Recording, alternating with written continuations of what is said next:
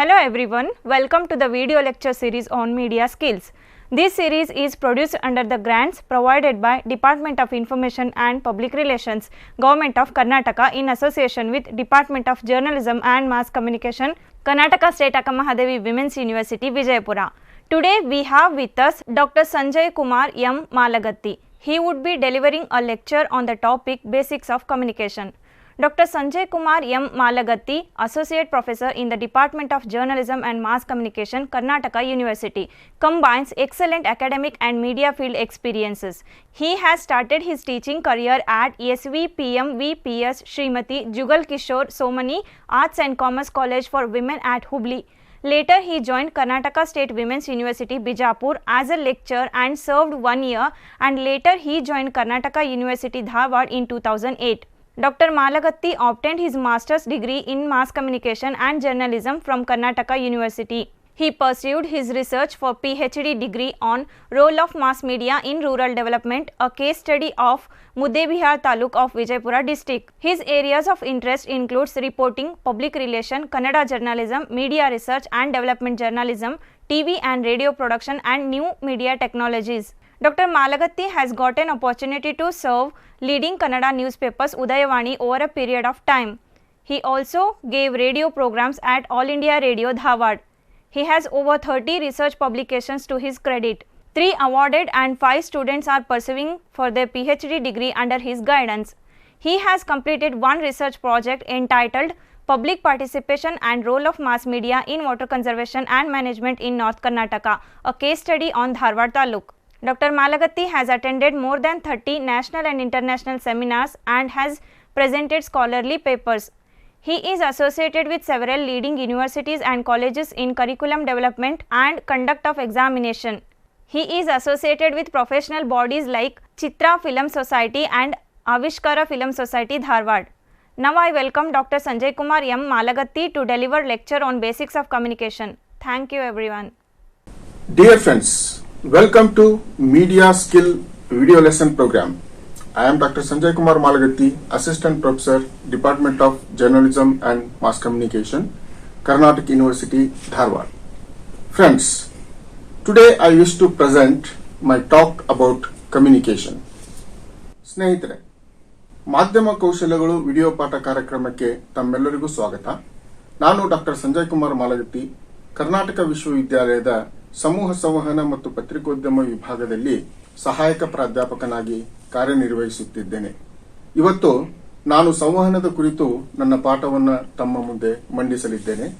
ಇಂದಿನ ಈ ಸರಣಿಯಲ್ಲಿ ನಾನು ಮಾತನಾಡಲಿರುವ ವಿಷಯಗಳು ಎಂದರೆ ಇಂಟ್ರೊಡಕ್ಷನ್ ಅಬೌಟ್ ಕಮ್ಯುನಿಕೇಷನ್, ಸಂವಹನದ ಕುರಿತು ಪ್ರಸ್ತಾವನೆ, ಮೀನಿಂಗ್ ಆಫ್ ಕಮ್ಯುನಿಕೇಷನ್, ಸಂವಹನದ ಅರ್ಥ, ಡೆಫಿನಿಷನ್ಸ್ ಆಫ್ ಕಮ್ಯುನಿಕೇಷನ್, ಸಂವಹನದ ಕೆಲವು ವ್ಯಾಖ್ಯಾನಗಳು, ಇಂಪಾರ್ಟೆನ್ಸ್ ಆಫ್ ಕಮ್ಯುನಿಕೇಷನ್, ಸಂವಹನದ ಮಹತ್ವ, ಪ್ರಿನ್ಸಿಪಲ್ಸ್ ಆಫ್ ಕಮ್ಯುನಿಕೇಷನ್, ಸಂವಹನದ ತತ್ವಗಳು, nature and scope of communication, ಸಂವಹನದ ವ್ಯಾಪ್ತಿ ಮತ್ತು ಸ್ವರೂಪ, ಟೈಪ್ಸ್ ಆಫ್ ಕಮ್ಯುನಿಕೇಷನ್, ಸಂವಹನದ ವಿಧಗಳು, ಅಂಡ್ 7 C's ಆಫ್ ಕಮ್ಯುನಿಕೇಷನ್ ಮತ್ತು ಸಂವಹನದ ಪ್ರಮುಖ 7 ಅಂಶಗಳ ಕುರಿತು ಇವತ್ತು ನಾನು ನನ್ನ ಪಾಠವನ್ನು ಮಂಡಿಸಲಿದ್ದೇನೆ. ಬನ್ನಿ ಹಾಗಾದ್ರೆ ಒಂದೊಂದಾಗಿ ನಾವು ನೋಡ್ತಾ ಹೋಗೋಣ. ಇಂಟ್ರೊಡಕ್ಷನ್ ನಲ್ಲಿ communication is a thrilling and truly challenging field of human interaction. ಸಂವಹನವು ಸಮಾಜದಲ್ಲಿ ಒಂದು ಆಕರ್ಷಕವಾದ ಮತ್ತು ಮಾನವ ಸಂವಾದ ಹಾಗೂ ಸಂಪರ್ಕ ಕ್ಷೇತ್ರದಲ್ಲಿ ಒಂದು ಸವಾಲಿನ ಮತ್ತು ಅರ್ಥಪೂರ್ಣವಾದ ಪ್ರಕ್ರಿಯೆಯಾಗಿದೆ. Communication is a fascinating study which consisting of 5 segments. These segments are speaking, listening, writing, reading and non-verbal signs. ಸಂವಹನದ ಅಧ್ಯಯನವು 5 ಪ್ರಮುಖ ವಿಭಾಗಗಳನ್ನು ಒಳಗೊಂಡು ಆಕರ್ಷಕ ಅಧ್ಯಯನವಾಗಿ ಪರಿಣಮಿಸಿದೆ. ಅವುಗಳೆಂದರೆ ಮಾತನಾಡುವುದು, ಆಲಿಸುವುದು, ಬರೆಯುವುದು, ಓದುವುದು ಮತ್ತು ಮೌಖಿಕ ಚಿಹ್ನೆಗಳಿಂದ ವ್ಯವಹರಿಸುವುದು ಆಗಿದೆ. The fast changing society demands that the people be proficient in all segments of communication. The body of knowledge of communication in all the 5 segments are just as essential as developing skills in any other disciplines. ವೇಗವಾಗಿ ಬದಲಾಗುತ್ತಿರುವ ನಮ್ಮ ಸಮಾಜದಲ್ಲಿನ ಜನರು ಸಂವಹನದ ಎಲ್ಲ ವಿಭಾಗಗಳಲ್ಲಿ ಪ್ರವೀಣರಾಗಿರಬೇಕು ಎಂದು ಬಯಸುತ್ತದೆ. ಈ ಎಲ್ಲ 5 ವಿಭಾಗಗಳಲ್ಲಿ ಸಂವಹನ ಜ್ಞಾನ ಇತರ ಯಾವುದೇ ಕ್ಷೇತ್ರಗಳಲ್ಲಿ ಕೌಶಲ್ಯಗಳನ್ನು ಬೆಳೆಸುವಷ್ಟೇ ಪ್ರಮುಖವಾಗಿದೆ ಮತ್ತು ಅವಶ್ಯಕವಾಗಿದೆ ಎಂದು ಹೇಳಬಹುದು. In contemporary competitive world, students are now being challenged to exhibit the ability to think, to write, to observe and to speak effectively. ಸಮಕಾಲೀನ ಈ ಸ್ಪರ್ಧಾತ್ಮಕ ಜಗತ್ತಿನಲ್ಲಿ ವಿದ್ಯಾರ್ಥಿಗಳಿಗೆ ಯೋಚಿಸುವುದು, ಬರೆಯುವ, ಗಮನಿಸುವ ಮತ್ತು ಪರಿಣಾಮಕಾರಿಯಾಗಿ ಮಾತನಾಡುವ ಸಾಮರ್ಥ್ಯವನ್ನು ಪ್ರದರ್ಶಿಸಲು ಈಗ ಹಲವಾರು ಸವಾಲುಗಳನ್ನು ಒಡ್ಡುತ್ತಿದೆ ಅಂತ ಹೇಳಬಹುದು. Communication problem is about right perception, use of information, analysis of situation, creation of impulses and finding ways to put across and handle the messages. ಸಂವಹನ ಸಮಸ್ಯೆ ಎಂದರೆ ಸರಿಯಾದ ಗ್ರಹಿಕೆ, ಮಾಹಿತಿಯ ಬಳಕೆ, ಪರಿಸ್ಥಿತಿಯ ವಿಶ್ಲೇಷಣೆ, ಪ್ರಚೋದನೆಗಳ ಸೃಷ್ಟಿ ಮತ್ತು ಸಂದೇಶಗಳನ್ನು ಅಡ್ಡಲಾಗಿ ನಿರ್ವಹಿಸುವುದು ಎಂದು. Presently the communication subject is thought in different education level in this country, such as at undergraduate and postgraduate courses like mass communication, management, commerce, public relations, language studies and journalism, etc. ಪ್ರಸ್ತುತ ಸಂವಹನ ವಿಷಯವನ್ನು ದೇಶದಲ್ಲಿ ವಿವಿಧ ಶಿಕ್ಷಣದ ಹಂತಗಳಲ್ಲಿ ಬೋಧಿಸಲಾಗುತ್ತಿದೆ. ಉದಾಹರಣೆಗೆ ಪದವಿ ಪೂರ್ವ ಮತ್ತು ಸ್ನಾತಕೋತ್ತರ ಕೋರ್ಸ್ಗಳಾದ ಮಾಸ್ ಕಮ್ಯುನಿಕೇಶನ್ ಅಂದರೆ ಸಮೂಹ ಸಂವಹನ, ಮ್ಯಾನೇಜ್ಮೆಂಟ್ ವ್ಯಾವಹಾರಿಕ ಅಧ್ಯಯನ, ಕಾಮರ್ಸ್ ವಾಣಿಜ್ಯಶಾಸ್ತ್ರ, ಸಾರ್ವಜನಿಕ ಸಂಪರ್ಕ ಪಬ್ಲಿಕ್ ರಿಲೇಷನ್ಸ್, ಭಾಷಾ ಅಧ್ಯಯನ ಅಂದರೆ ಬೇರೆ ಬೇರೆ ಇಂಗ್ಲಿಷ್ ಭಾಷೆ ಇರಬಹುದು ಮತ್ತು ಕನ್ನಡ ಭಾಷೆಯಲ್ಲಿ ವಿವಿಧ ಭಾಷಾ ಅಧ್ಯಯನಗಳಲ್ಲಿಯೂ ಸಹಿತ ಈ ಸಂವಹನದ ಕುರಿತಾಗಿ ಶಿಕ್ಷಣವನ್ನ ನೀಡಲಾಗ್ತಾ ಇದೆ ಮತ್ತು ಪತ್ರಿಕೋದ್ಯಮ ಈ ಶಿಕ್ಷಣವನ್ನ ನಿರಂತರವಾಗಿ ಕಲಿಸ್ತಿರ್ತಕ್ಕಂತಹ ಒಂದು ಶೈಕ್ಷಣಿಕ ಕ್ಷೇತ್ರವಾಗಿದೆ. Meaning of communication.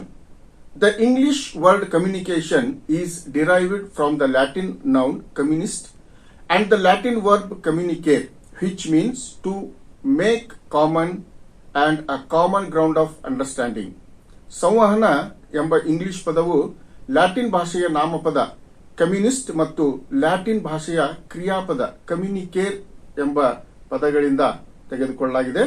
ಇದರ ಅರ್ಥ ಸಾಮಾನ್ಯಗೊಳಿಸು ಮತ್ತು ಸಾಮಾನ್ಯ ತಿಳುವಳಿಕೆಯ ವಾತಾವರಣವನ್ನು ಸೃಷ್ಟಿಸುವುದು ಎಂದರ್ಥ. Communication is the process of exchanging messages or information between one or more parties. ಸಂವಹನ ಪ್ರಕ್ರಿಯೆಯು ಮಾಹಿತಿ ಮತ್ತು ಸಂದೇಶಗಳನ್ನು ಒಬ್ಬ ವ್ಯಕ್ತಿ ಅಥವಾ ಹಲವು ವ್ಯಕ್ತಿಗಳೊಂದಿಗೆ ಹಂಚಿಕೊಳ್ಳುವ ಅಥವಾ ಬದಲಾಯಿಸಿಕೊಳ್ಳುವ ಪ್ರಕ್ರಿಯೆಯಾಗಿದೆ. The process of communication includes transmission of information, ideas, emotions, skills and knowledge. ಸಂವಹನದ ಪ್ರಕ್ರಿಯೆಯು ಮಾಹಿತಿ, ಪರಿಕಲ್ಪನೆಗಳು, ಭಾವನೆಗಳು, ಕೌಶಲ್ಯಗಳು ಮತ್ತು ಯಾವುದೇ ರೀತಿಯ ಜ್ಞಾನವನ್ನ ಇತರರೊಂದಿಗೆ ಹಂಚಿಕೊಳ್ಳುವ ಪ್ರಕ್ರಿಯೆಯಾಗಿದೆ. Some definitions of communication. ಸಂವಹನ ಕುರಿತಾಗಿ ಕೆಲವು ವ್ಯಾಖ್ಯಾನಗಳನ್ನು ನಾವು ನೋಡುವುದಾದರೆ, according to the Oxford dictionary, the transfer of conveying of meaning ಅಂದ್ರೆ ಅರ್ಥದ ವರ್ಗಾವಣೆ ಅಥವಾ ರವಾನೆ ಎಂದು ಆಕ್ಸ್ಫರ್ಡ್ ಡಿಕ್ಷನರಿ ಹೇಳಿದರೆ, ಕ್ಲೌಡ್ ಶಾನನ್ ಅವರ ಪ್ರಕಾರ one mind affects another, one mind affecting another, ಒಂದು ಮನಸ್ಸು ಇನ್ನೊಬ್ಬರ ಮೇಲೆ ಪರಿಣಾಮ ಬೀರುವುದು ಎಂದು ವ್ಯಾಖ್ಯಾನಿಸುತ್ತಾರೆ. ಅದೇ ರೀತಿ ಕಾಲಿನ್ ಚೆರ್ರಿ ಅವರ ಪ್ರಕಾರ ಟ್ರಾನ್ಸ್ಮಿಷನ್ ಆಫ್ ಸ್ಟಿಮ್ಯುಲಿ, ಪ್ರಚೋದನೆಯ ಪ್ರಸರಣ ಎಂಬುದಾಗಿ ತಮ್ಮ ವ್ಯಾಖ್ಯಾನದಲ್ಲಿ ಹೇಳಿದ್ದಾರೆ. ಚಾರ್ಲ್ಸ್ ಇ ಆಸ್ಗುಡ್ ಅವರ ಪ್ರಕಾರ ಒನ್ ಸಿಸ್ಟಮ್ ಇನ್ಫ್ಲೂಯೆನ್ಸಸ್ ಅನದರ್, ಒಂದು ವ್ಯವಸ್ಥೆಯು ಇನ್ನೊಂದು ವ್ಯವಸ್ಥೆಯ ಮೇಲೆ ಪರಿಣಾಮ ಬೀರುವುದು ಎಂಬುದಾಗಿ ವ್ಯಾಖ್ಯಾನವನ್ನು ನೀಡಿದ್ದಾರೆ. The mechanism through which human reaction exists and develop ಎಂಬುದಾಗಿ ವಿಲ್ಬರ್ ಶ್ರಾಮ್ ಅವರು ತಮ್ಮ ಒಂದು ವ್ಯಾಖ್ಯಾನದಲ್ಲಿ ಅಭಿವ್ಯಕ್ತಿಯನ್ನ ವ್ಯಕ್ತಪಡಿಸುತ್ತಾರೆ.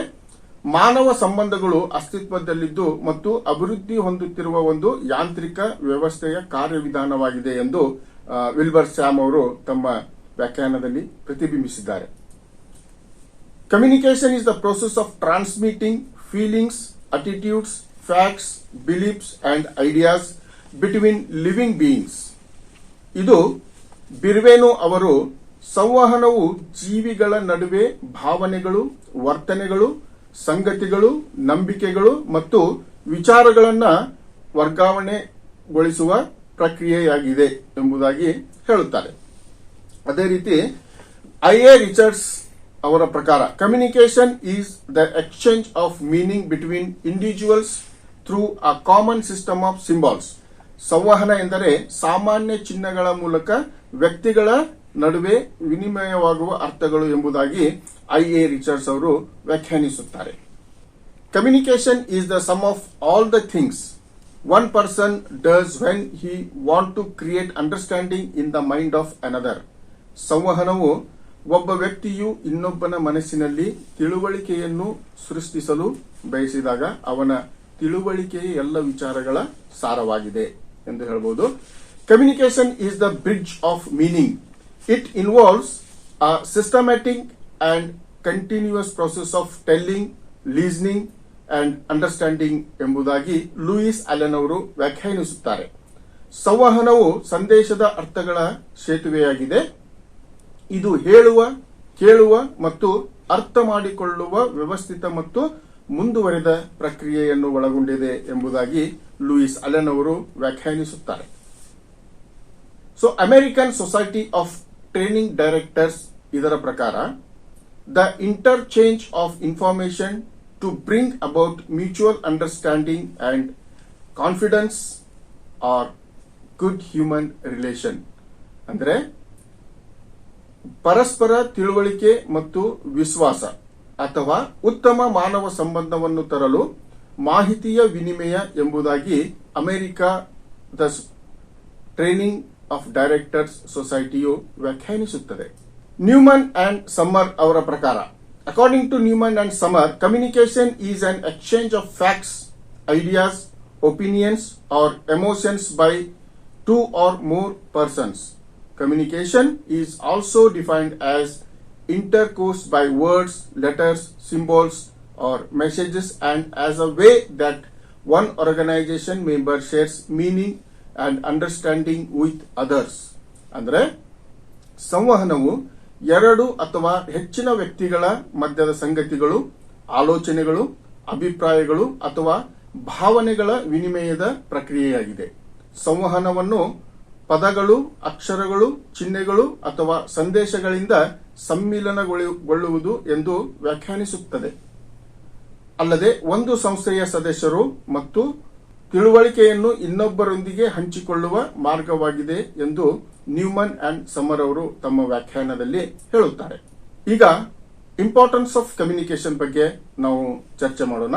ಅಂದ್ರೆ ಸಂವಹನದ ಪ್ರಾಮುಖ್ಯತೆ. What is the power of one single word? ಒಂದೇ ಒಂದು ಚಿಕ್ಕ ಪದದ ಶಕ್ತಿ ಎಂತಹದು? How about the power of single touch? ಒಂದು ಸಣ್ಣ ಸ್ಪರ್ಶದ ಶಕ್ತಿ ಹೇಗಿರುತ್ತದೆ? What is the power of single smile? ಅಥವಾ ಒಂದು ಚಿಕ್ಕ ಮುಗುಳು ನಗೆಯ ಶಕ್ತಿ ಏನನ್ನು ಬದಲಾಯಿಸಬಹುದು? What about withholding one single angry word? ಒಂದೇ ಒಂದು ಚಿಕ್ಕ ಕೋಪದ ಪದವನ್ನು ನಮ್ಮಲ್ಲಿ ಹಿಡಿದಿಟ್ಟುಕೊಳ್ಳುವುದರ ಪರಿಣಾಮವೇನು ಎನ್ನುವ ಪ್ರಶ್ನೆಗಳಿಗೆ ಉತ್ತರಿಸುವಲ್ಲಿ ಈ ಸಂವಹನದ ಮಹತ್ವ ಅಡಗಿದೆ. These things can change a conversation, soften an argument, to start a new friendship or even save an existing relationship.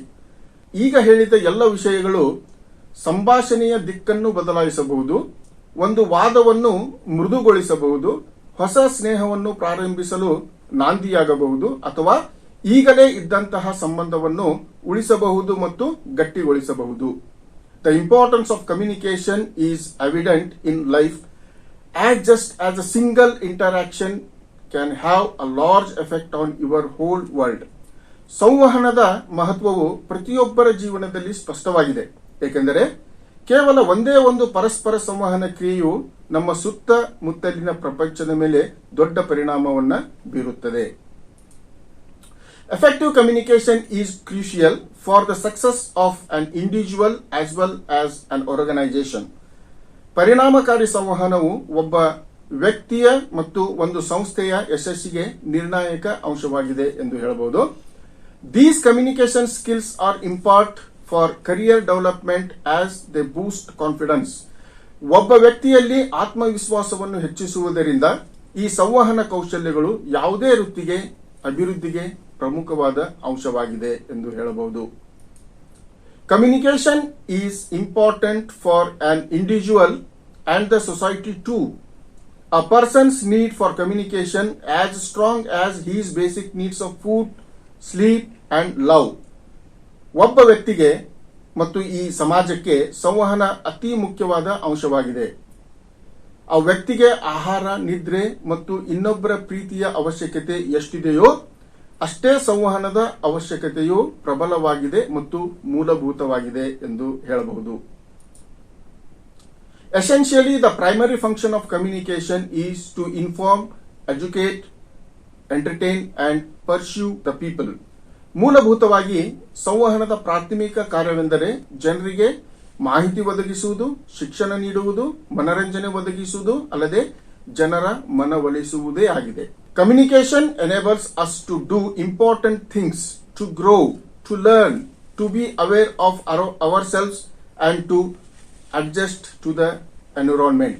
ಸಂವಹನವು ನಮಗೆ ಅಭಿವೃದ್ಧಿ ಹೊಂದಲು, ಕಲಿಯಲು, ನಮ್ಮ ಬಗ್ಗೆ ನಾವು ಜಾಗೃತರಾಗಲು ಮತ್ತು ನಮ್ಮ ಪರಿಸರಕ್ಕೆ ನಾವು ಹೊಂದಿಕೊಳ್ಳಲು ಅವಶ್ಯವಿರುವ ಪ್ರಮುಖ ಕಾರ್ಯಗಳನ್ನು ನಿರ್ವಹಿಸಲು ಅನುವು ಮಾಡಿಕೊಡುವ ಪ್ರಮುಖ ವಿಷಯವಾಗಿದೆ.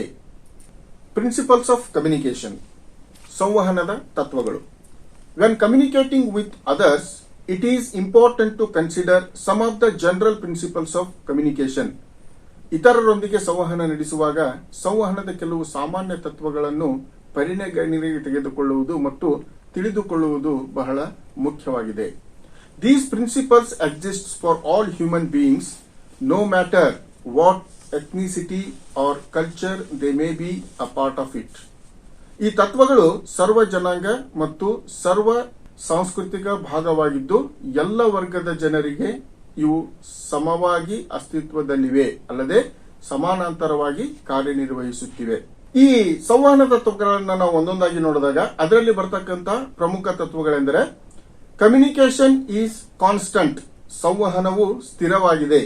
ಕಮ್ಯುನಿಕೇಶನ್ ಈಸ್ ಟ್ರಾನ್ಸಾಕ್ಷನಲ್, ಸಂವಹನವು ವಹಿವಾಟಿನ ಕ್ರಿಯೆ ಅಥವಾ ವ್ಯವಹಾರಕ ಕ್ರಿಯೆಯಾಗಿದೆ. ಕಮ್ಯುನಿಕೇಶನ್ ಈಸ್ ಅ ಪ್ರೋಸೆಸ್, ಸಂವಹನವು ಒಂದು ಪ್ರಕ್ರಿಯೆಯಾಗಿದೆ. ಕಮ್ಯುನಿಕೇಶನ್ ಈಸ್ ಇರ್ರಿವರ್ಸಬಲ್, ಸಂವಹನವು ಬದಲಾಯಿಸಲಾಗದ ಪ್ರಕ್ರಿಯೆಯಾಗಿದೆ. ಕಮ್ಯುನಿಕೇಶನ್ ಈಸ್ ಲರ್ನೆಡ್, ಸಂವಹನವು ಕಲಿಕೆಯ ಒಂದು ಕ್ರಿಯೆಯಾಗಿದೆ, ಕಲಿಕೆಯಿಂದ ಬರ್ತಕ್ಕಂಥ ಒಂದು ಕ್ರಿಯೆಯಾಗಿದೆ ಅಂತ ಹೇಳಬಹುದು. ಕಮ್ಯುನಿಕೇಶನ್ ಈಸ್ ಕ್ರಿಯೇಟಿವ್, ಸಂವಹನವು ಸೃಜನಾತ್ಮಕವಾಗಿದೆ ಮತ್ತು ಸೃಜನಶೀಲವಾಗಿದೆ ಎಂದು ಈ ಸಂವಹನದ ತತ್ವಗಳಲ್ಲಿ ನಾವು ನೋಡಬಹುದು.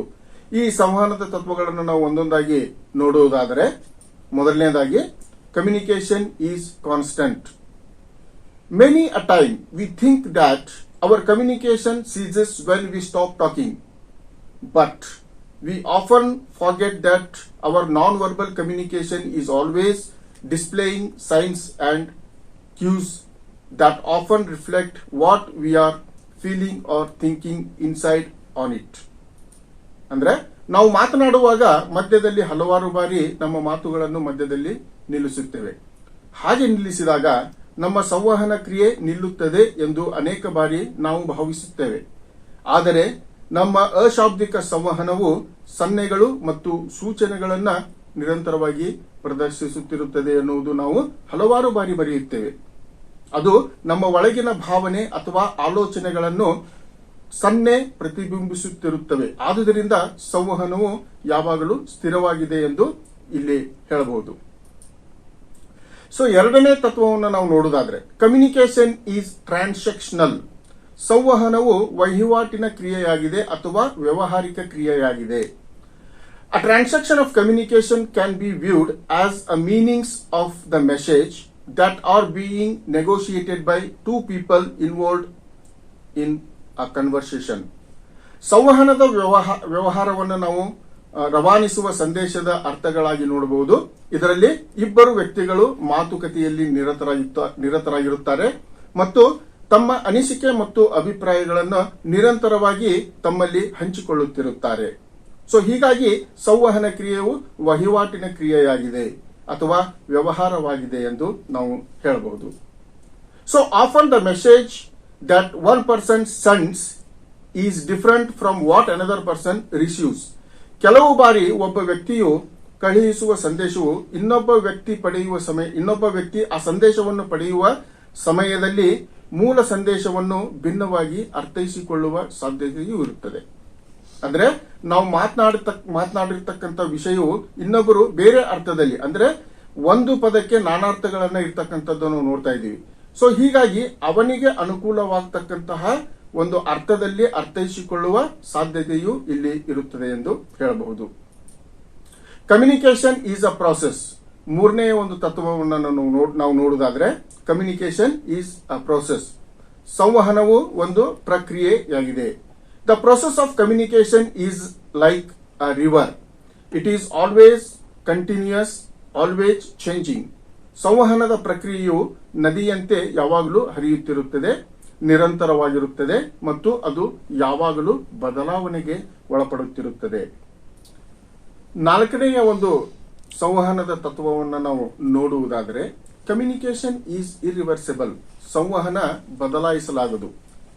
Communication cannot be reversed if someone says, forget about it, what I just said.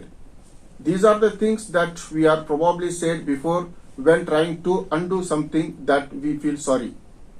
ಎಷ್ಟೋ ಸಂದರ್ಭದಲ್ಲಿ ತಪ್ಪು ಹೇಳಿಕೆಗಳನ್ನು ನೀಡಿದಾಗ ನಾನು ಹೇಳಿದ್ದನ್ನ ಮರೆತು ಬಿಡಿ ಎಂದು ಯಾರಾದರೂ ಹೇಳಿದರೆ ಸಂವಹನವನ್ನು ಹಿಮ್ಮುಖಗೊಳಿಸಲು ಸಾಧ್ಯವಿಲ್ಲ. ಅಂತಹ ಸಂದರ್ಭದಲ್ಲಿ ನಾವು ವಿಷಾದಿಸುವ ಯಾವುದೇ ವಿಷಯದ ಕುರಿತು ಮಾತನಾಡಿದ ಮೇಲೆ ರದ್ದುಗೊಳಿಸಲು ಈ ಪ್ರಯತ್ನವನ್ನು ಮಾಡುತ್ತೇವೆ. ಆದರೆ ಒಮ್ಮೆ ಹೊರಹೊಮ್ಮಿದ ಹೇಳಿಕೆಯು ಸ್ವೀಕರಿಸುವವನಿಗೆ ಆಗಲೇ ತಲುಪಿಬಿಟ್ಟಿರುತ್ತದೆ. ಆದ್ದರಿಂದ ಸಂವಹನವು ಬದಲಾಯಿಸಲಾಗದು. It cannot be irreversible. So ಮುಂದಿನ ಒಂದು ತತ್ವವನ್ನು ನಾವು ನೋಡುವುದಾದ್ರೆ ಕಮ್ಯುನಿಕೇಶನ್ ಈಸ್ ಲರ್ನೆಡ್. ಐದನೆಯ ತತ್ವ, ಸಂವಹನವು ಕಲಿಕೆಯ ಕ್ರಿಯೆಯಾಗಿದೆ. Our behaviour and principles of communication are learned from culture and the society where we are living in. ನಮ್ಮ ನಡವಳಿಕೆಗಳು ಮತ್ತು ಸಂವಹನದ ತತ್ವಗಳನ್ನು ನಾವು ವಾಸಿಸುವ ನಮ್ಮ ಸುತ್ತಲಿನ ಪರಿಸರ, ಸಂಸ್ಕೃತಿ ಮತ್ತು ಸಮಾಜದಿಂದ ನಿರಂತರವಾಗಿ ಕಲಿಯುತ್ತಿರುತ್ತೇವೆ. The vocabulary we use, the gestures, physical touch and what we wear are just a few examples of learned communication behavior. ನಾವು ಬಳಸುವ ಶಬ್ದಗಳಿರಬಹುದು, ಸನ್ನೆಗಳಿರಬಹುದು, ದೈಹಿಕ ಸ್ಪರ್ಶ ಮತ್ತು ನಾವು ಧರಿಸುವ ಪೋಷಾಕುಗಳು ಮತ್ತು ನಮ್ಮ ಜೀವನ ಶೈಲಿಯ ಹಲವಾರು ಅಂಶಗಳು ಇತರರಿಂದ ಮತ್ತು ನಮ್ಮ ಸುತ್ತಮುತ್ತಲಿನ ಪರಿಸರದಿಂದ ನಿರಂತರವಾಗಿ ನಾವು ಕಲಿತಾ ಇರ್ತೇವೆ. ಸೊ ಹೀಗಾಗಿ ಸಂವಹನದ ನಡವಳಿಕೆಯ ಕೆಲವು ಈ ಉದಾಹರಣೆಗಳನ್ನು ನಾವು ಇಲ್ಲಿ ನೀಡಬಹುದು. So most people view their way of communication as the right way since everyone around them is doing the same. ನಮ್ಮ ಸುತ್ತಲಿನ ಜನರು ಆಚರಿಸುವ ಹಲವಾರು ರೀತಿ ನೀತಿಗಳನ್ನು ನಾವು ಅನುಕರಿಸುವುದರಿಂದ ಹೆಚ್ಚಿನ ಜನರು ತಾವು ಅನುಸರಿಸುತ್ತಿರುವ ಸಂವಹನದ ವಿಧಾನವು ಸರಿಯಾದ ಮಾರ್ಗವಾಗಿದೆ ಎಂಬುದಾಗಿಯೇ ನಂಬುತ್ತಾರೆ. ಸೊ ಹೀಗಾಗಿ ಸಂವಹನವು ಇತರರಿಂದ ಮತ್ತು ಪರಿಸರದಿಂದ, ಸಮಾಜದಿಂದ, ಸಂಸ್ಕೃತಿಯಿಂದ ನಿರಂತರವಾಗಿ ಕಲಿತಿರತಕ್ಕಂಥ ಒಂದು ಪ್ರಕ್ರಿಯೆಯಾಗಿದೆ ಎಂದು ನಾವು ಹೇಳಬಹುದು. ಸೊ ಆರನೆಯ ಒಂದು ತತ್ವವನ್ನು ನಾವು ನೋಡುವುದಾದ್ರೆ, ಆರನೆಯ ಮತ್ತು ಕೊನೆಯ ಸಂವಹನದ ತತ್ವವನ್ನು ನಾವು ನೋಡುವುದಾದರೆ ಕಮ್ಯುನಿಕೇಶನ್ ಈಸ್ ಕ್ರಿಯೇಟಿವ್. ಅಂದರೆ ಸಂವಹನವು ಸೃಜನಾತ್ಮಕವಾಗಿದೆ ಮತ್ತು ಸೃಜನಶೀಲವಾಗಿದೆ ಎಂಬುದಾಗಿ ಹೇಳಲಾಗಿದೆ. Your communication and the effect of it has on other do not happen spontaneously. ನಿಮ್ಮ ಸಂವಹನ ಮತ್ತು ಅದು ಇತರರ ಮೇಲೆ ಬೀರುವ ಪರಿಣಾಮವು ಸಹಜವಾಗಿ ಸಂಭವಿಸುವುದಿಲ್ಲ. You have a choice to make it happen and how to approach it.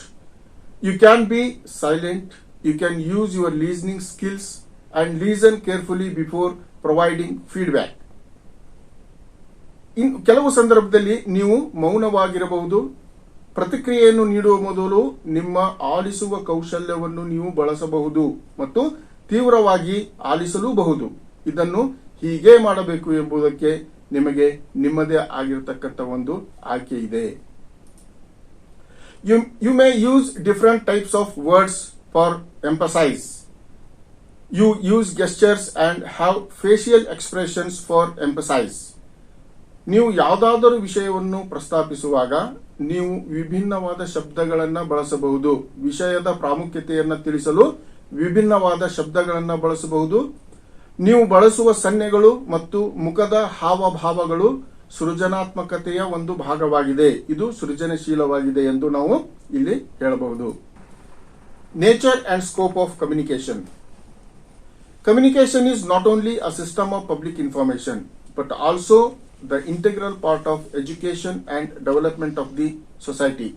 ಸಂವಹನವು ಕೇವಲ ಮಾಹಿತಿ ವಿನಿಮಯದ ವ್ಯವಸ್ಥೆ ಅಷ್ಟೇ ಅಲ್ಲ, ಅದು ಶೈಕ್ಷಣಿಕ ಮತ್ತು ಸಾಮಾಜಿಕ ಅಭಿವೃದ್ಧಿಯ ಆಂತರಿಕ ಭಾಗವಾಗಿದೆ ಎಂದು ಹೇಳಬಹುದು.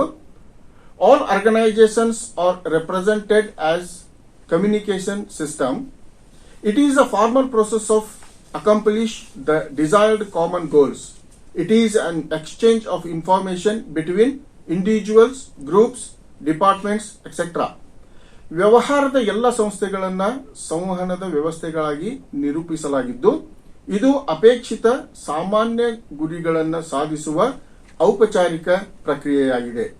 ಇದು ವ್ಯಕ್ತಿಗಳು, ಗುಂಪುಗಳು, ಇಲಾಖೆಗಳು ಇತ್ಯಾದಿಗಳ ನಡುವಿನ ಮಾಹಿತಿ ವಿನಿಮಯದ ಒಂದು ಪ್ರಕ್ರಿಯೆಯಾಗಿದೆ ಎಂದು ನಾವು ಇಲ್ಲಿ ಹೇಳಬಹುದು. Every organization has its own subsystem to achieve goals. Communication transmit information and data to the subsystem as well as to the total system. ತನ್ನ ನಿರ್ದಿಷ್ಟ ಗುರಿಗಳನ್ನು ಸಾಧಿಸಲು ಪ್ರತಿಯೊಂದು ಸಂಸ್ಥೆಯು ತನ್ನದೇ ಆದ ಉಪ ವ್ಯವಸ್ಥೆಯನ್ನು ಹೊಂದಿರುತ್ತದೆ. ಸಂವಹನವು ಮಾಹಿತಿ ಮತ್ತು ದತ್ತಾಂಶವನ್ನ ಉಪ ವಿಭಾಗಗಳಿಗೆ ಅಥವಾ ಉಪ ವ್ಯವಸ್ಥೆಗಳಿಗೆ ಮತ್ತು ಕಾರ್ಯವ್ಯವಸ್ಥೆಗೆ ನಿರಂತರವಾಗಿ ಮಾಹಿತಿಯನ್ನ ರವಾನಿಸತಕ್ಕಂಥ ಒಂದು ಪ್ರಕ್ರಿಯೆಯಾಗಿದೆ. Management information system operates effectively through communication. It involves information gathering, storage, processing and monitoring. ನಿರ್ವಹಣಾ ಮಾಹಿತಿ ವ್ಯವಸ್ಥೆಯು ಸಂವಹನದ ಮೂಲಕ ಪರಿಣಾಮಕಾರಿಯಾಗಿ ಕಾರ್ಯನಿರ್ವಹಿಸುತ್ತಿರುತ್ತದೆ. ಇದು ಮಾಹಿತಿ ಸಂಗ್ರಹಣೆ ಮತ್ತು ಮೇಲ್ವಿಚಾರಣೆಯನ್ನ ಒಳಗೊಂಡಿರುತ್ತದೆ. It includes both present and past information. Communication is a total and a vital aspect of management process. ಇದು ಪ್ರಸ್ತುತ ಮತ್ತು ಮುಂಚಿನ ಮಾಹಿತಿಯನ್ನು ಒಳಗೊಂಡಿದೆ. ಸಂವಹನವು ಒಂದು ಸಾಧನ ಮತ್ತು ನಿರ್ವಹಣಾ ಪ್ರಕ್ರಿಯೆಯ ಪ್ರಮುಖ ಅಂಶವಾಗಿದೆ. As a matter of fact, superior subordinate relationship can exist only with effective and meaningful communication. ವಾಸ್ತವಿಕವಾಗಿ ಉನ್ನತ ಅಧೀನ ಸಂಬಂಧವು ಪರಿಣಾಮಕಾರಿ ಮತ್ತು ಅರ್ಥಪೂರ್ಣ ಸಂವಹನದಿಂದ ಮಾತ್ರ ಅಸ್ತಿತ್ವದಲ್ಲಿರುತ್ತದೆ ಎಂದು ಹೇಳಬಹುದು. There must be two parties in the process of communication. ಸಂವಹನ ಪ್ರಕ್ರಿಯೆಯಲ್ಲಿ ಎರಡು ವ್ಯವಸ್ಥೆಗಳು ಅಥವಾ ಇಬ್ಬರು ವ್ಯಕ್ತಿಗಳು ಇರಬೇಕಾಗಿದ್ದು ಅನಿವಾರ್ಯವಾಗಿದೆ ಮತ್ತು ಕಡ್ಡಾಯವಾಗಿದೆ. The communication or sender or transmitter of message and the receiver of recipient or listener or reader is another party at the end. ಸಂವಹನಕಾರ ಅಥವಾ ಕಳಿಸುವವ ಅಥವಾ ಸಂದೇಶ ರವಾನೆದಾರ ಮತ್ತು ಸ್ವೀಕರಿಸುವವರು ಅಥವಾ ಕೇಳುಗರು ಅಥವಾ ಓದುಗ ಹಾಗೂ ಸ್ವೀಕರಿಸುವವರು ಕೊನೆಯಲ್ಲಿ ಮತ್ತೊಂದು ಪಕ್ಷವಾಗಿರುತ್ತಾರೆ. ಸೊ ಹೀಗೆ ಎರಡು ಪಕ್ಷಗಳು ಸಂವಹನ ಪ್ರಕ್ರಿಯೆಯಲ್ಲಿ ಭಾಗವಹಿಸುವುದು ಮುಖ್ಯವಾಗಿದೆ ಎಂದು ಹೇಳಬಹುದು. The nature of communication is exchange of message and interaction. Communication may be through written or verbal, action, figure or pictures. ಸಂವಹನದ ಸ್ವರೂಪವೆಂದರೆ ಸಂದೇಶ ವಿನಿಮಯ ಮತ್ತು ಪರಸ್ಪರ ಕ್ರಿಯೆ. ಸಂವಹನವು ಲಿಖಿತ ಅಥವಾ ಮೌಖಿಕ ಕ್ರಿಯೆ, ವ್ಯಕ್ತಿ ಅಥವಾ ಚಿತ್ರಗಳ ಮೂಲಕವೂ ರವಾನಿಸಬಹುದಾಗಿದೆ. The purpose of communication is to make others to understand and act upon it accordingly in the same sense. Communication is effective when the message is shared and understood with one another.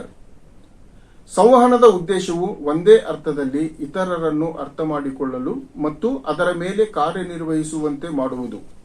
ಸಂದೇಶವನ್ನು ಪರಸ್ಪರ ಹಂಚಿಕೊಂಡಾಗ ಮತ್ತು ಅರ್ಥ ಮಾಡಿಕೊಂಡಾಗ ಸಂವಹನ ಪರಿಣಾಮಕಾರಿಯಾಗಿರುತ್ತದೆ ಎಂದು ಭಾವಿಸಬಹುದು.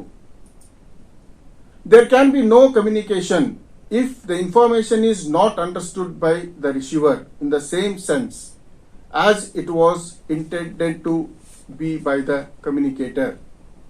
ಮಾಹಿತಿಯು ಸಂವಹನಕಾರರಿಂದ ಉದ್ದೇಶಿಸಲ್ಪಟ್ಟ ಅದೇ ಅರ್ಥದಲ್ಲಿ ಮಾಹಿತಿ ಪಡೆಯುವವನಿಗೆ ಅರ್ಥವಾಗದಿದ್ದರೆ ಯಾವುದೇ ಸಂವಹನ ಸಾಧ್ಯವಿಲ್ಲ. It need not be necessary in effective communication that the receiver must agree or accept the information.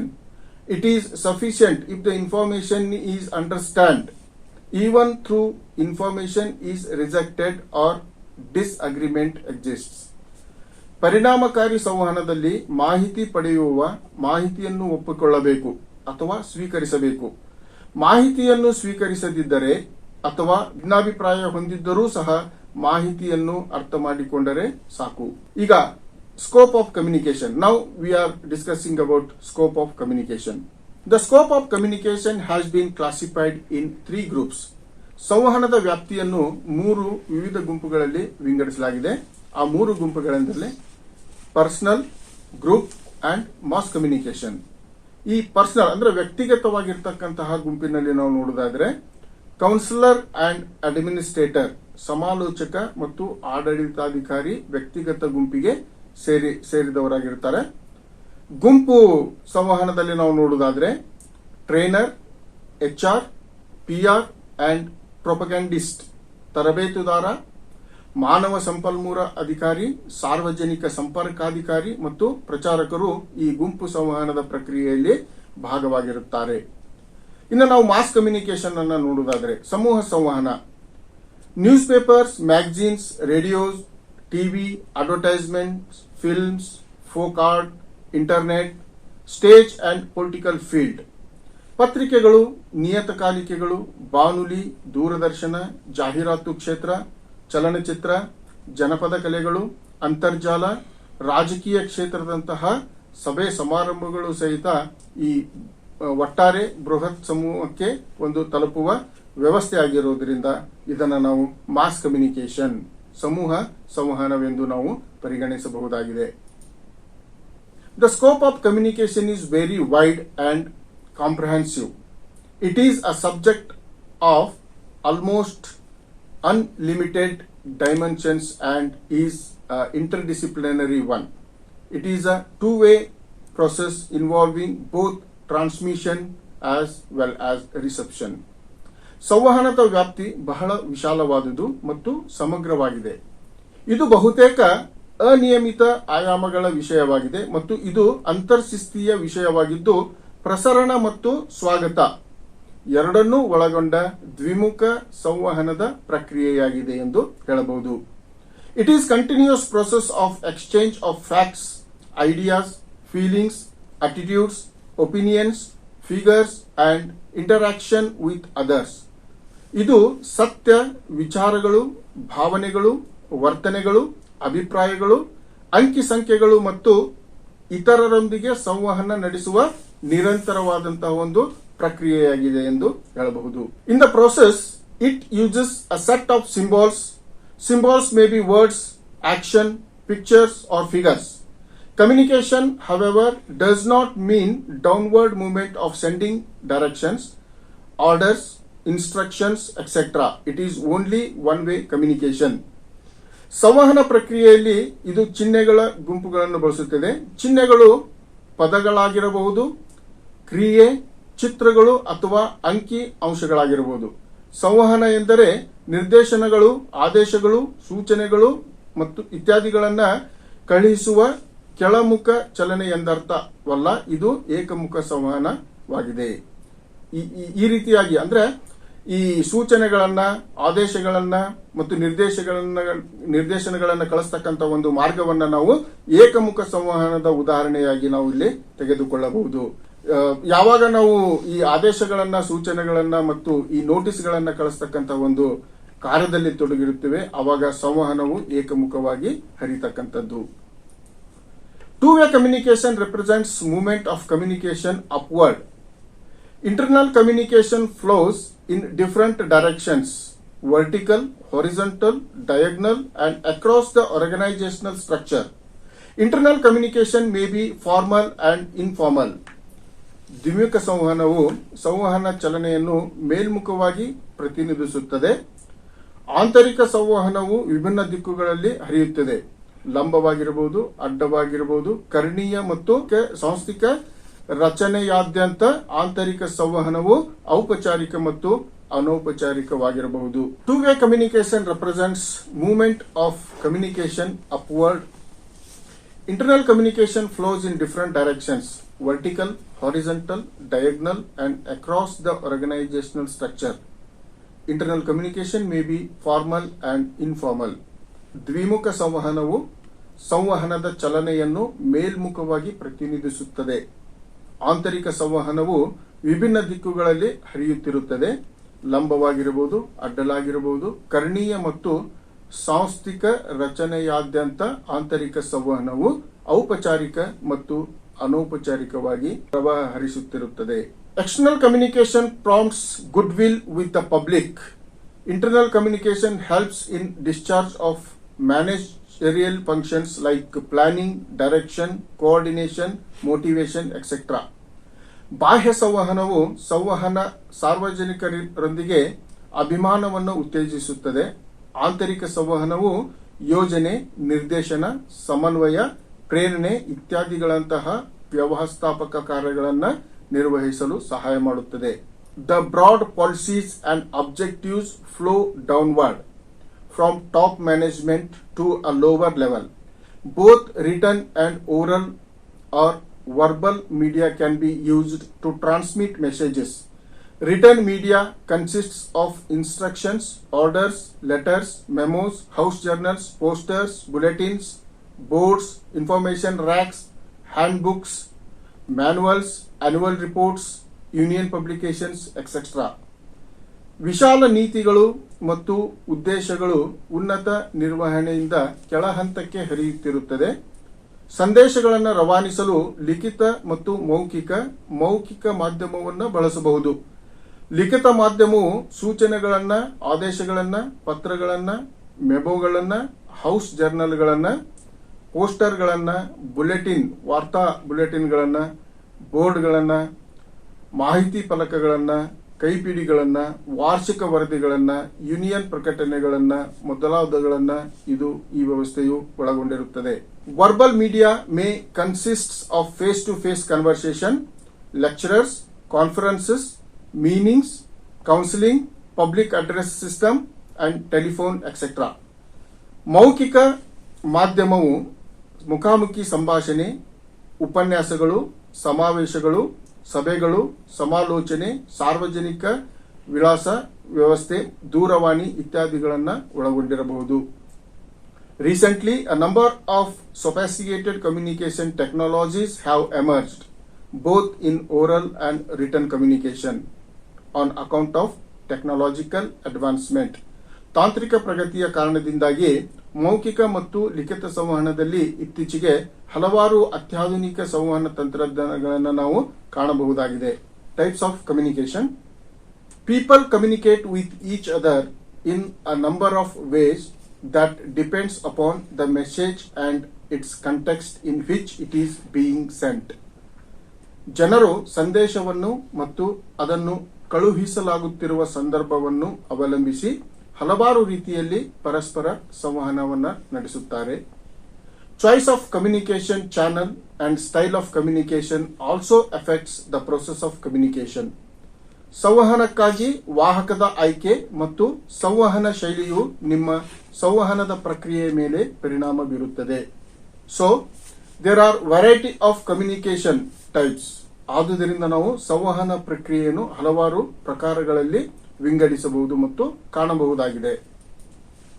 ಸಂವಹನದ ಪ್ರಕಾರಗಳನ್ನು ನಾವು ನೋಡುವುದಾದರೆ ಅದರಲ್ಲಿ ಪ್ರಮುಖವಾಗಿ ಬರ್ತಕ್ಕಂಥ ಪ್ರಕಾರಗಳು verbal communication and non verbal communication, ಶಾಬ್ದಿಕ ಸಂವಹನ ಮತ್ತು ಅಶಾಬ್ದಿಕ ಸಂವಹನ, formal communication and informal communication, ಔಪಚಾರಿಕ ಸಂವಹನ ಮತ್ತು ಅನೌಪಚಾರಿಕ ಸಂವಹನ, interpersonal communication and intrapersonal communication, ಅಂತರ್ ವ್ಯಕ್ತಿ ಸಂವಹನ ಮತ್ತು ಆಂತರಿಕ ವ್ಯಕ್ತಿ ಸಂವಹನ, ಗ್ರೂಪ್ ಕಮ್ಯುನಿಕೇಶನ್, ಗುಂಪು ಸಂವಹನ, ಮಾಸ್ ಕಮ್ಯುನಿಕೇಶನ್, ಸಮೂಹ ಸಂವಹನ ಅಂಡ್ ಇಂಟರ್ ಆಕ್ಟಿವ್ ಕಮ್ಯುನಿಕೇಶನ್, ಸಂವಾದಾತ್ಮಕ ಸಂವಹನವೆಂದು ನಾವು ಬೇರೆ ಬೇರೆ ಪ್ರಕಾರಗಳಲ್ಲಿ ಸಂವಹನವನ್ನು ನಾವು ವಿಂಗಡಿಸಬಹುದಾಗಿದೆ.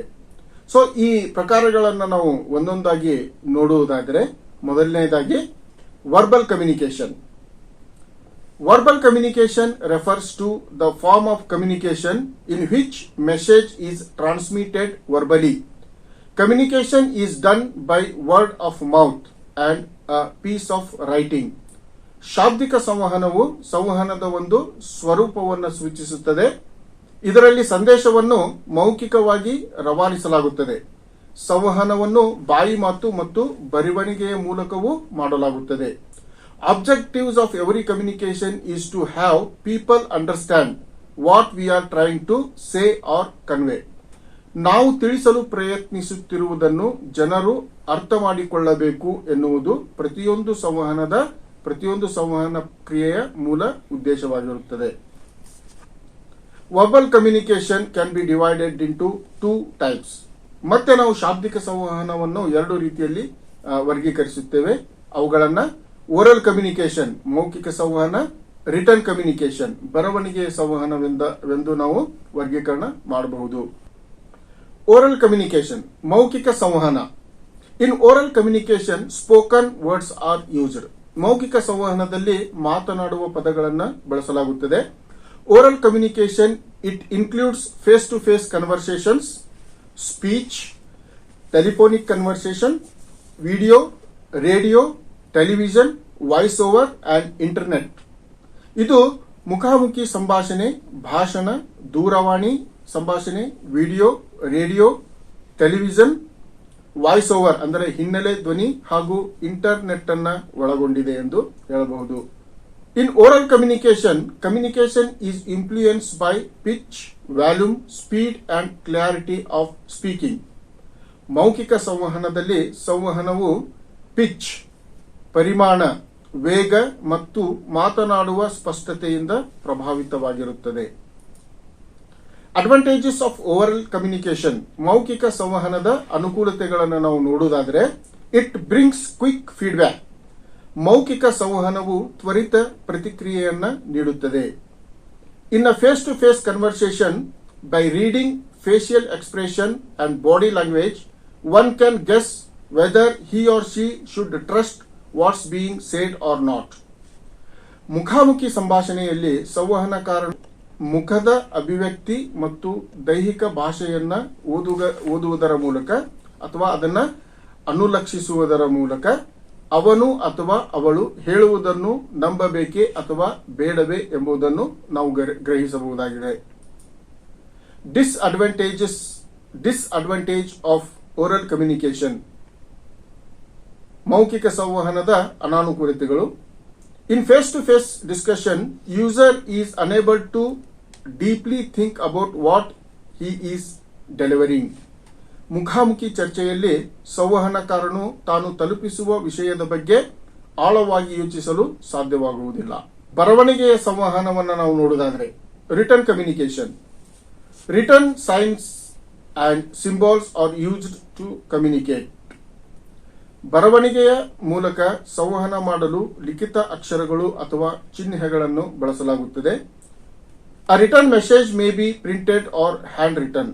ಲಿಖಿತ ಸಂವಹನವು ಮುದ್ರಿತವಾಗಿರಬಹುದು ಅಥವಾ ಕೈಬರಹದಿಂದಲೂ ಕೂಡಿರಬಹುದು. In written communication, message can be transmitted via email, letter, reports, memos etcetera. ಲಿಖಿತ ಸಂವಹನದ ಸಂದೇಶವನ್ನು ಇಮೇಲ್, ಪತ್ರ, ವರದಿ, ಜ್ಞಾಪಕ ಪತ್ರ ಇತ್ಯಾದಿಗಳ ಮೂಲಕ ರವಾನಿಸಬಹುದು. Message in written communication is influenced by the vocabulary and grammar used. Written style, precision and clarity of the language is used. ಲಿಖಿತ ಸಂವಹನದಲ್ಲಿ ಸಂದೇಶದಲ್ಲಿ ಬಳಸಿದ ಶಬ್ದಕೋಶ ಮತ್ತು ವ್ಯಾಕರಣ, ಬರವಣಿಗೆಯ ಶೈಲಿ, ಬಳಸಿದ ಭಾಷೆಯ ನಿಖರತೆ ಮತ್ತು ಸ್ಪಷ್ಟತೆಗಳ ಮೂಲಕ ಸಂದೇಶವು ಪ್ರಭಾವಿತವಾಗಿರುತ್ತದೆ.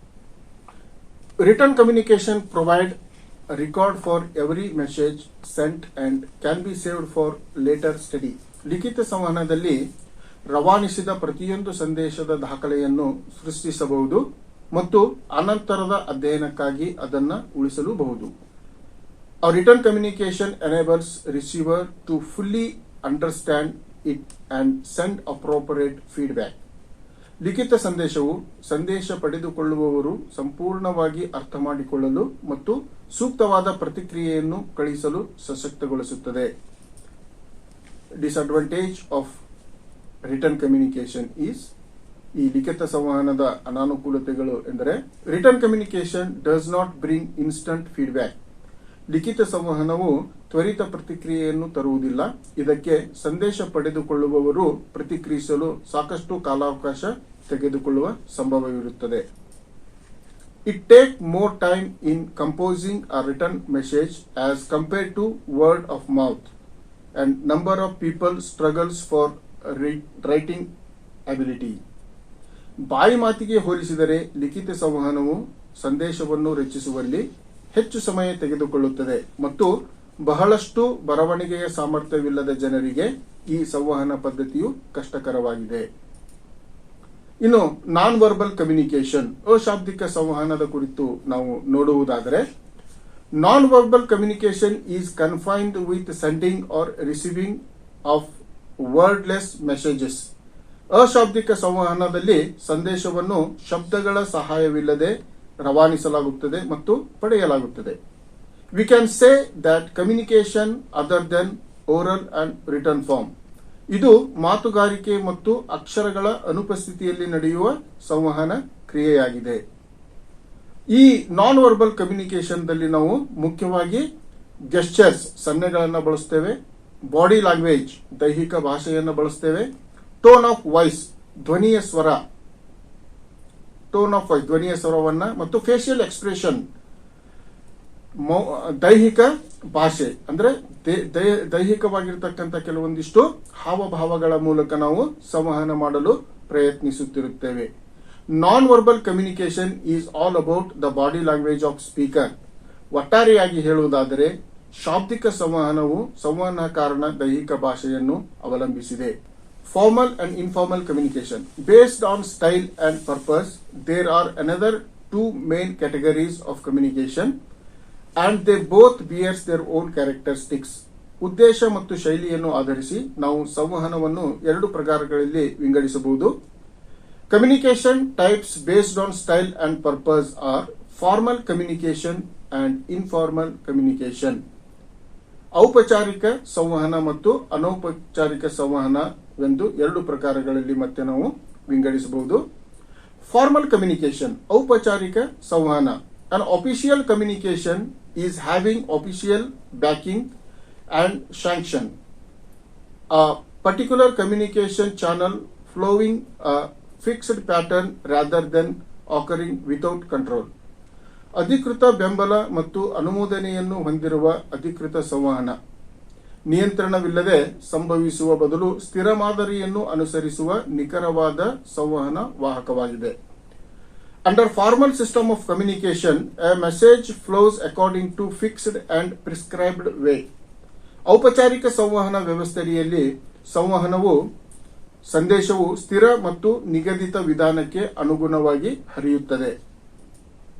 Formal communications are both oral and written, but mostly black and white. ಔಪಚಾರಿಕ ಸಂವಹನವು ಮೌಖಿಕ ಮತ್ತು ಲಿಖಿತ, ಆದರೆ ಹೆಚ್ಚಾಗಿ ಅದು ದಾಖಲೆಯ ರೂಪದಲ್ಲಿ ಇರುತ್ತದೆ.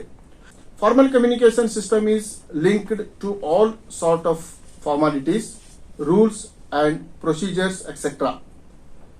ಔಪಚಾರಿಕ ಸಂವಹನ ವ್ಯವಸ್ಥೆಯು ಎಲ್ಲ ರೀತಿಯ ಔಪಚಾರಿಕತೆಗಳನ್ನ, ನಿಯಮಗಳನ್ನ ಹಾಗೂ ಕಾರ್ಯವಿಧಾನಗಳನ್ನ ಇತ್ಯಾದಿಗಳನ್ನು ಹೊಂದಿರುತ್ತದೆ.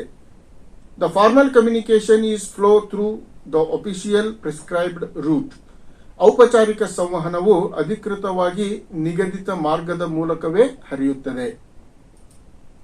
ಇನ್ಫಾರ್ಮಲ್ ಕಮ್ಯುನಿಕೇಶನ್, ಅನೌಪಚಾರಿಕ ಸಂವಹನ.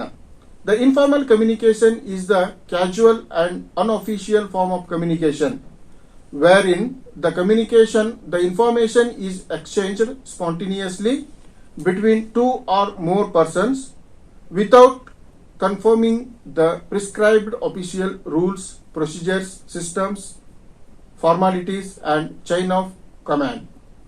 ಅನೌಪಚಾರಿಕ ಸಂವಹನವು ಪ್ರಾಸಂಗಿಕ ಮತ್ತು ಅನಧಿಕೃತ ಸಂವಹನ ರೂಪವಾಗಿದ್ದು, ಇದರಲ್ಲಿ ನಿಗದಿತ ಅಧಿಕೃತ ನಿಯಮಗಳು, ಪ್ರಕ್ರಿಯೆಗಳು, ವ್ಯವಸ್ಥೆ, ಔಪಚಾರಿಕತೆ ಮತ್ತು ಆಜ್ಞೆಯ ಸರಪಳಿಯನ್ನು ಅನುಸರಿಸದೆ ಮಾಹಿತಿಯನ್ನು ಎರಡು ಅಥವಾ ಹೆಚ್ಚಿನ ವ್ಯಕ್ತಿಗಳ ನಡುವೆ ಸ್ವಯಂ ಪ್ರೇರಿತವಾಗಿ ವಿನಿಮಯ ಮಾಡಿಕೊಳ್ಳಲಾಗುತ್ತದೆ. The informal communications are based on the personal or informal relations such as friends, peer groups, family members, club members, etc., and thus is free from the organizational conversational rules and other formalities. In the business context, the informal communication is called as a grapevine, as it difficult to define the beginning and end of the communication. ಅನೌಪಚಾರಿಕ ಸಂವಹನವು ಸ್ನೇಹಿತರು, ಗೆಳೆಯರು, ಕುಟುಂಬದ ಸದಸ್ಯರು, club ಸದಸ್ಯರು ಮುಂತಾದ ವೈಯಕ್ತಿಕ ಅಥವಾ ಅನೌಪಚಾರಿಕ ಸಂಬಂಧಗಳನ್ನು ಆಧರಿಸಿವೆ. ಆದ್ದರಿಂದ ಸಾಂಸ್ಥಿಕ, ಸಾಂಪ್ರದಾಯಿಕ ನಿಯಮಗಳು ಮತ್ತು ಇತರ ಔಪಚಾರಿಕತೆಗಳಿಗಿಂತ ಮುಕ್ತವಾಗಿರುತ್ತದೆ. ವ್ಯವಹಾರದ ಸಂದರ್ಭದಲ್ಲಿ ಅನೌಪಚಾರಿಕ ಸಂವಹನವನ್ನು ಗ್ರೇಪ್ ವೈನ್ ಎಂದು ಕರೆಯಲಾಗುತ್ತದೆ, ಏಕೆಂದರೆ ಇಲ್ಲಿ ಸಂವಹನದ ಪ್ರಾರಂಭ ಮತ್ತು ಅಂತ್ಯವನ್ನು ವ್ಯಾಖ್ಯಾನಿಸುವುದು ಕಷ್ಟ. Intrapersonal communication. It is individual reflection, contemplation and meditation. ಇದು ವೈಯಕ್ತಿಕ ಪ್ರತಿಫಲನಕ್ಕೆ ಸಂಬಂಧಿಸಿದ್ದು, ಚಿಂತನೆ ಮತ್ತು ಧ್ಯಾನದಂತಹ ವಿಷಯಗಳಿಗೆ ಸಂಬಂಧಿಸಿದ ಸಂವಹನ ಕ್ರಿಯೆಯಾಗಿದೆ. Here an individual communicate himself. ಇಲ್ಲಿ ಒಬ್ಬ ವ್ಯಕ್ತಿಯು ತನ್ನಷ್ಟಕ್ಕೆ ತಾನು ಆಂತರಿಕವಾಗಿ ಸಂವಹನ ಮಾಡುತ್ತಾನೆ. Intrapersonal communication is a vital experience in religious life. ಆಂತರಿಕ ವ್ಯಕ್ತಿ ಸಂವಹನವು ಧಾರ್ಮಿಕ ಜೀವನದ ಒಂದು ಪ್ರಮುಖ ಅಂಶವಾಗಿದೆ. Meditation could be best example. Person can understand himself better here. ಒಬ್ಬ ವ್ಯಕ್ತಿ ಇಲ್ಲಿ ತನ್ನನ್ನು ತಾನು ಚೆನ್ನಾಗಿ ಅರ್ಥ ಮಾಡಿಕೊಳ್ಳಲು ಜ್ಞಾನವು ಅತ್ಯುತ್ತಮ ಉದಾಹರಣೆಯಾಗಿದೆ. ಆದ್ದರಿಂದ ಇದು ಆಂತರಿಕ ವ್ಯಕ್ತಿ ಸಂವಹನವಾಗಿದೆ. Interpersonal communication.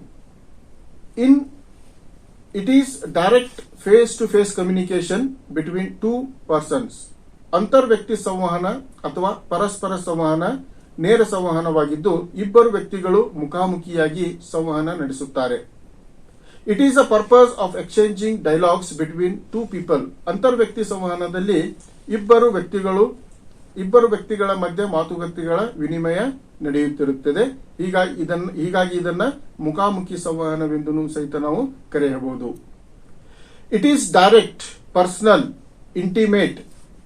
ಇದು ನೇರ, ವೈಯಕ್ತಿಕ ಮತ್ತು ನಿಕಟ ಸಂವಹನ ಕ್ರಿಯೆಯಾಗಿದೆ. Interpersonal communication allows maximum interaction by word or gesture.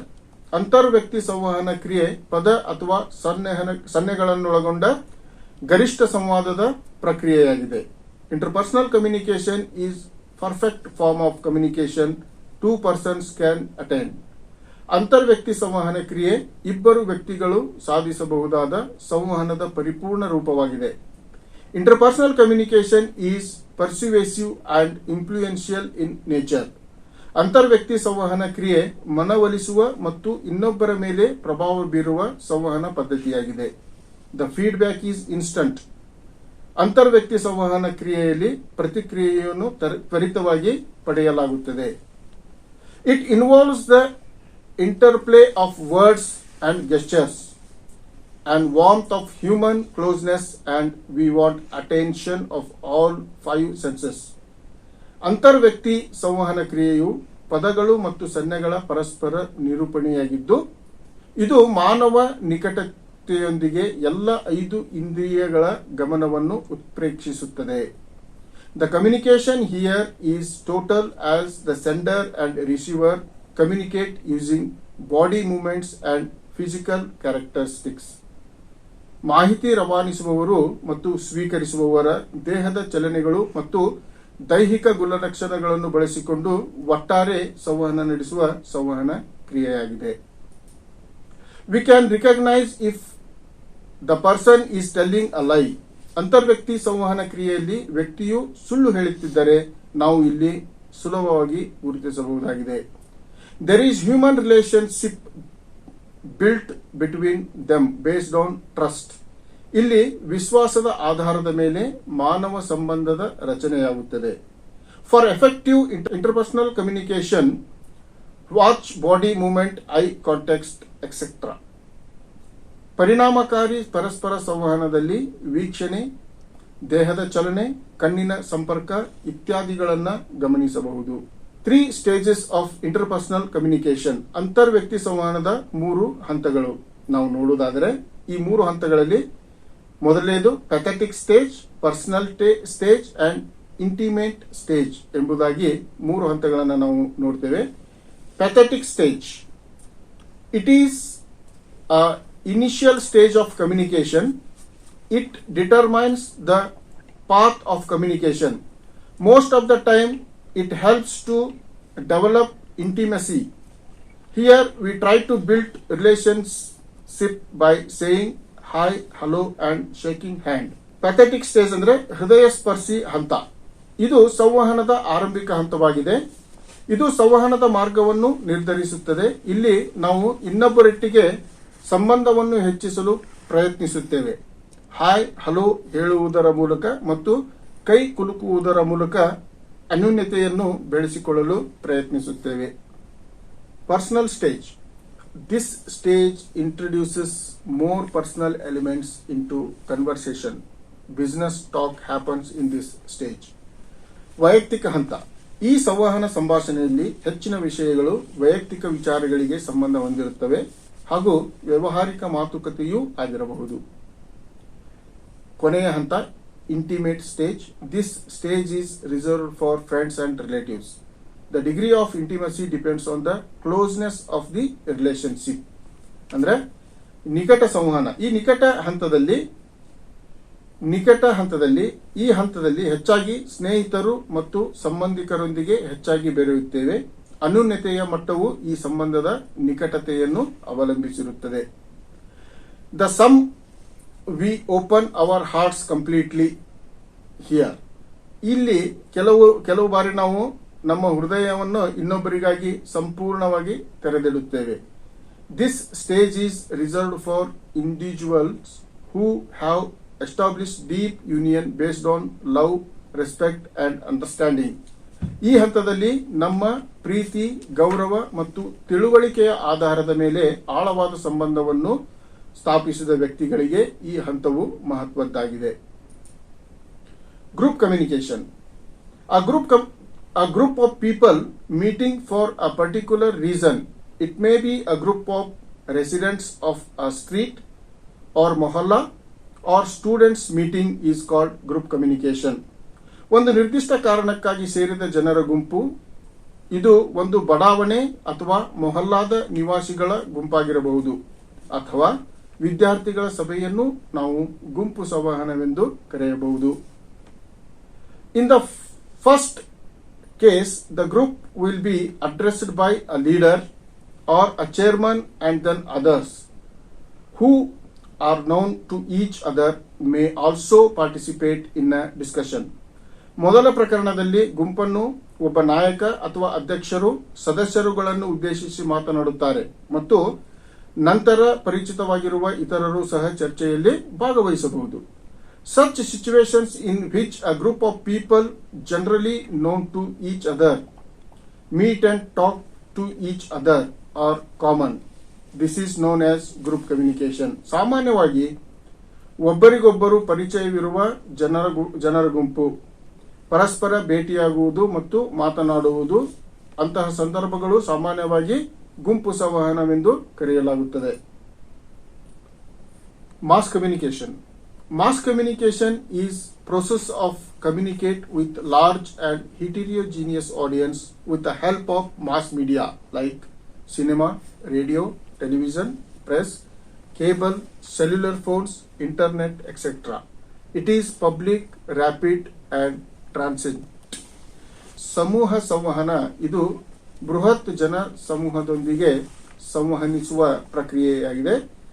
ಸಮೂಹ ಸಂವಹನದಲ್ಲಿ ಸಿನಿಮಾ, ರೇಡಿಯೋ, ಟೆಲಿವಿಷನ್, ಪತ್ರಿಕೆಗಳು, ಕೇಬಲ್, ಸೆಲ್ಯುಲರ್ ದೂರವಾಣಿಗಳು, ಇಂಟರ್ನೆಟ್ ಇತ್ಯಾದಿ ಸಮೂಹ ಮಾಧ್ಯಮಗಳನ್ನು ಬಳಸಿ ದೊಡ್ಡ ಮತ್ತು ಭಿನ್ನ ಜಾತಿಯ ಪ್ರೇಕ್ಷಕರನ್ನು ತಲುಪುವ ಸಂವಹನ ಪ್ರಕ್ರಿಯೆಯಾಗಿದೆ ಹಾಗೂ ಇದು ಸಾರ್ವಜನಿಕವಾಗಿದೆ ಎಂದು ಹೇಳಬಹುದು. Mass communication is characterized by communication between single and panel of communicators to large target group of society, heterogeneous and anonymous audience. ಸಮೂಹ ಸಂವಹನವು ಸಮಾಜದ ಬಹುದೊಡ್ಡ ಹಾಗೂ ಉದ್ದೇಶಿತ ಗುಂಪನ್ನು ತಲುಪುವ ಒಂದು ಪದ್ಧತಿಯಾಗಿದೆ. ಭಿನ್ನ ಜಾತಿಯ ಮತ್ತು ಅನಾಮಧೇಯ ಪ್ರೇಕ್ಷಕರಿಗೆ ಏಕ ಮತ್ತು ಅನೇಕ ಸಂವಹನಕಾರರ ನಡುವಿನ ಸಂವಹನದಿಂದ ಇದು ನಿರೂಪಿತವಾಗಿದೆ ಎಂದು ಹೇಳಬಹುದು. It is most indirect and non-personal of all types of communication. ಇದು ಎಲ್ಲಾ ರೀತಿಯ ಸಂವಹನಗಳಿಗಿಂತ ಭಿನ್ನವಾಗಿದ್ದು ಅತ್ಯಂತ ಪರೋಕ್ಷ ಮತ್ತು ವ್ಯಕ್ತಿ ಸಂಬಂಧವಲ್ಲದ ಸಂವಹನವಾಗಿದೆ. It requires some kind of mechanical devices to transmit the messages. ಸಂದೇಶಗಳನ್ನು ರವಾನಿಸಲು ಸಮೂಹ ಸಂವಹನ ಪ್ರಕ್ರಿಯೆಯಲ್ಲಿ ಹಲವು ರೀತಿಯ ಯಾಂತ್ರಿಕ ಸಾಧನಗಳನ್ನು ಬಳಸಲಾಗುತ್ತದೆ. Interactive communication. Communication using new media such as video, cable, internet, video conferencing and easily considered as interactive communication. Video, cable, internet, video conferencing ನಂತಹ ನವ ಮಾಧ್ಯಮಗಳನ್ನು ಬಳಸುವ ಸಂವಹನವನ್ನು ಸಂವಾದಾತ್ಮಕ ಸಂವಹನ ಎಂದು ಸುಲಭವಾಗಿ ಪರಿಗಣಿಸಬಹುದು. The communication happens only through using modern gadgets like computers, internet, mobile, phones etcetera. ಸಂವಾದಾತ್ಮಕ ಸಂವಹನ ಪ್ರಕ್ರಿಯೆಯಲ್ಲಿ ಕಂಪ್ಯೂಟರ್, ಇಂಟರ್ನೆಟ್, ಮೊಬೈಲ್ ಫೋನ್ ಮುಂತಾದ ಆಧುನಿಕ ಗ್ಯಾಜೆಟ್ಗಳನ್ನು ಬಳಸುವುದರ ಮೂಲಕ ಮಾತ್ರ ಸಂವಹನ ನಡೆಯುತ್ತದೆ. The sending and receiving of the messages is according to the convenience of the both sender and receiver. ಸಂದೇಶಗಳನ್ನು ಕಳಿಸುವುದು ಮತ್ತು ಸ್ವೀಕರಿಸುವುದು ಕಳಿಸುವವರು ಮತ್ತು ಸ್ವೀಕರಿಸುವವರ ಅನುಕೂಲಕ್ಕೆ ಅನುಗುಣವಾಗಿರುತ್ತದೆ. The recording facility helps in listening or writing the program at a time later than the time of transmission. ಸಂವಾದಾತ್ಮಕ ಸಂವಹನ ಕ್ರಿಯೆಯಲ್ಲಿ ರೆಕಾರ್ಡಿಂಗ್ ಅಂದರೆ ಧ್ವನಿ ಮತ್ತು ದೃಶ್ಯ ಮುದ್ರಣ ಸೌಲಭ್ಯವು ಪ್ರಸಾರ ಸಮಯದ ನಂತರ ಕಾರ್ಯಕ್ರಮಗಳನ್ನು ಕೇಳಲು ಅಥವಾ ವೀಕ್ಷಿಸಲು ಸಹಾಯ ಮಾಡುತ್ತವೆ. 7 C's of ಕಮ್ಯುನಿಕೇಶನ್. ಸಂವಹನದ 7 ಪ್ರಮುಖ ಅಂಶಗಳು.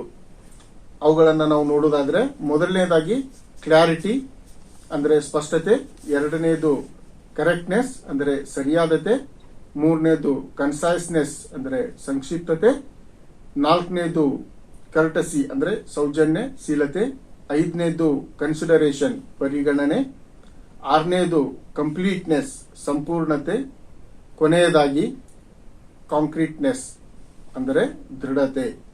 ಈ 7 ಅಂಶಗಳನ್ನು ನಾವು ಒಂದೊಂದಾಗಿ ನೋಡೋಣ. ಕ್ಲಾರಿಟಿ ಅಂದರೆ ಸ್ಪಷ್ಟತೆ. Clarity is the soul of good business correspondence. The receiver should get the same idea which the sender wants to communicate. ಸ್ಪಷ್ಟತೆಯು ಒಂದು ಉತ್ತಮ ವ್ಯವಹಾರದ ಆತ್ಮವಿದ್ದಂತೆ. ಮಾಹಿತಿ ಕಳಿಸುವವರು ಸಂವಹನ ಮಾಡಲು ಉದ್ದೇಶಿಸಿರುವ ಅದೇ ಪರಿಕಲ್ಪನೆಯನ್ನು ಸ್ವೀಕರಿಸುವವರು ಪಡೆಯಬೇಕು. It means that we have a definite purpose of writing and make sure it is clear. Clarity demands us that each and every point and aspect of our message should be clear to the reader. ಇದರ ಅರ್ಥ ನಾವು ಏನೇ ಬರೆದರೂ ಬರವಣಿಗೆಗೆ ಒಂದು ನಿರ್ದಿಷ್ಟ ಉದ್ದೇಶವಿರುತ್ತದೆ ಮತ್ತು ಅದು ಸ್ಪಷ್ಟವಾಗಿದೆ ಎಂದು ಬರವಣಿಗೆಯ ಮುಂಚೆ ಖಚಿತಪಡಿಸಿಕೊಳ್ಳಬೇಕು. ನಮ್ಮ ಸಂದೇಶದ ಪ್ರತಿಯೊಂದು ಅಂಶಗಳು ಮತ್ತು ವಿವರಣೆ ಓದುಗರಿಗೆ ಸ್ಪಷ್ಟವಾಗಬೇಕು ಎಂದು ಸ್ಪಷ್ಟತೆ ಬಯಸುತ್ತದೆ. Use short and simple words. Use common and simple language. Do not give wrong and unwanted information. Writing should have correct spelling and accurate fact and figure. ಬರವಣಿಗೆಯ ಸಮಯದಲ್ಲಿ ಸಣ್ಣ ಮತ್ತು ಸರಳ ಪದಗಳನ್ನು ಬಳಸುವುದು ಉತ್ತಮ.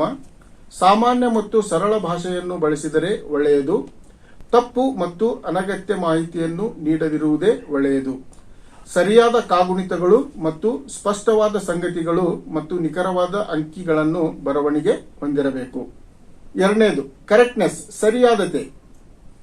Wrong use of words give bad impression to the receiver. There should be no mistake of grammar, punctuation or spelling. ಪದಗಳ ತಪ್ಪಾದ ಬಳಕೆಯು ಸ್ವೀಕರಿಸುವವರಿಗೆ ಕೆಟ್ಟ ಅಭಿಪ್ರಾಯ ಮೂಡಿಸುತ್ತದೆ. ವ್ಯಾಕರಣ, ವಿರಾಮ ಚಿಹ್ನೆ ಅಥವಾ ಕಾಗುಣಿತದ ಯಾವುದೇ ತಪ್ಪು ಬರವಣಿಗೆಯಲ್ಲಿ ಇರಬಾರದು. If our message or document is not of good level of correctness, then it has no effect on reader, so it may cause lot of difficulties.